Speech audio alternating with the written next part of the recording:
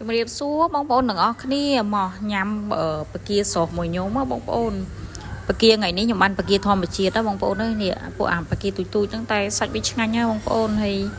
រត់ការដងមុននោះខ្ញុំយកមកធ្វើបកាកោះកុងណាតែដងនេះខ្ញុំយកមកស្រស់ហើយញ៉ាំជាមួយនឹងខ្ទឹមលេងហើយនឹង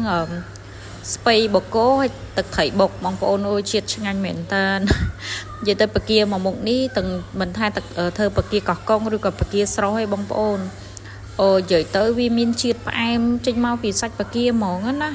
ហើយវិធីធ្វើខ្ញុំថ្ងៃនេះគឺខ្ញុំដាក់អប់វាជាមួយនឹងមានគល់ស្លឹកគ្រៃម្ដេងស្លឹកក្រូចដូចក្នុងរូបអញ្ចឹងណាបងប្អូនហើយខ្ញុំវិធីធ្វើគឺខ្ញុំ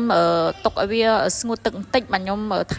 ថែមគ្រឿងខ្ញុំដាក់រ៉ូឌីបន្តិចដើម្បីអប់វាចូលជាតិអញ្ចឹងណាហើយនេះដូចក្នុងរូបអញ្ចឹងបងប្អូនយើងកូរឲ្យគ្របវាទុកមកសន្ទុះអញ្ចឹងណានិយាយទៅទាំងសាច់បកានឹងគឺផ្អែមហើយរហូតបងប្អូនជាប់មាត់ដល់នេះថ្ងៃនេះហើយវិធីសម្អាតមានអីបងប្អូនលាងស្អាត3 4 5ទឹកអញ្ចឹងណាព្រោះបកានេះវាអត់មានអាចទេបកានេះវាធម្មជាតិភាគច្រើនបកានេះបើបានមកគឺយើងញ៉ាំឆៅអញ្ចឹងណាលាងសូដាលាងអីស្អាតទៅញ៉ាំគឺឆ្ងាញ់តែថ្ងៃនេះខ្ញុំយកមកស្រស់ដោយសាររៀងយប់ដែរអញ្ចឹងណាអញ្ចឹងអត់មានពេលដែរអញ្ចឹងយកមកស្រស់អញ្ចឹងទៅហើយអត់បានច្រើនទេបងប្អូនអត់បាន1គីឡូទេថ្ងៃនេះព្រោះដោយសារអានេះគេដូចជាអ្នកនេសាទគេដាក់មកបងប្អូនហើយបកាហ្នឹងតើយើងកំងអញ្ចឹងណាហើយបានមកអញ្ចឹងខ្ញុំយកមកស្រស់វាអញ្ចឹងទៅតែនិយាយទៅមួយមុខនេះគឺជាតិណាបងប្អូនអើយនិយាយទៅមេតិចផងហើយវិធីធ្វើគឺខ្ញុំដាក់អប់បែបហ្នឹងបងប្អូនគឺដាក់ទៅវាឈ្ងុយស្លឹកគ្រៃម្ដេងស្លឹកក្រូច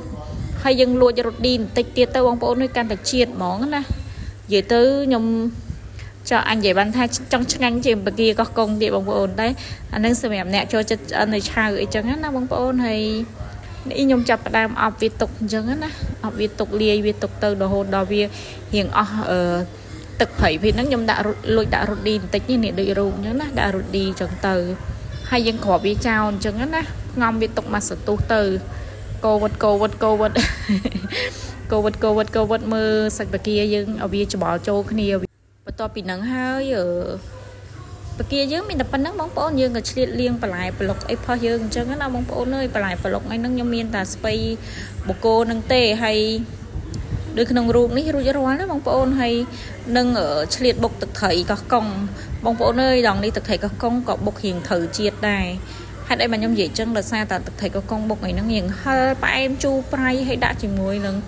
បកានឹងទៅហើយនឹងវាឈ្ងុយខ្ទឹមលីងអីទៅជាតិមែនតើបងប្អូននិយាយទៅញ៉ាំហើយនឹកឃើញចង់ញ៉ាំទៀតហ្មងបងប្អូនហើយបញ្ចូលសលេងបដើ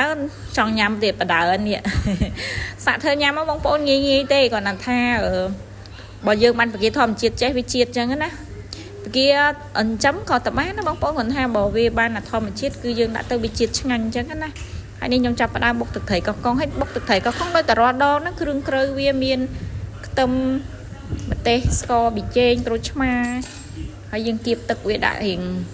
ទឹករៀងច្រើនអីតិចចឹងទៅណាបងប្អូនហើយ